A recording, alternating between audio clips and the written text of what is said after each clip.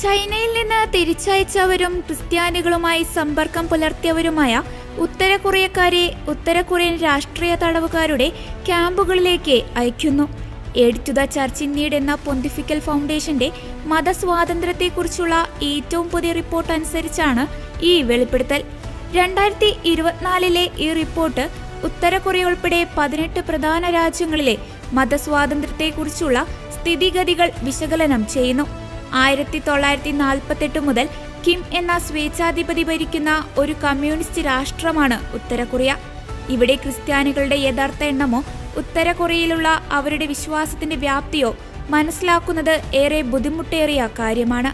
വിശ്വാസികളുടെ എണ്ണം കുറവാണെങ്കിലും ക്രിസ്തുമതം ഭരണകൂടത്തിന് ഒരു ഭീഷണിയായി കണക്കാക്കപ്പെടുന്നു. അതിനാലാണ് ക്രിസ്ത്യാനികൾക്കെതിരെ ഭരണകൂടം കടുത്ത നിയന്ത്രണങ്ങൾ ഏർപ്പെടുത്തുന്നത്. രാജ്യത്തുനിന്ന് രക്ഷപ്പെടാൻ ഉത്തര കൊറിയക്കാർ പലപ്പോഴും ചൈനയുമായുള്ള അതിർത്തി ഉപയോഗിക്കുന്നു. ലോകത്തിൽ ക്രിസ്ത്യാനികൾക്ക് ജീവിക്കാൻ ഏറ്റവും മോശം രാജ്യമാണ് ഉത്തര കൊറിയയെന്ന് പൊന്തിഫിക്കൽ ഫൗണ്ടേഷൻ പ്രസ്താവിക്കുന്നു.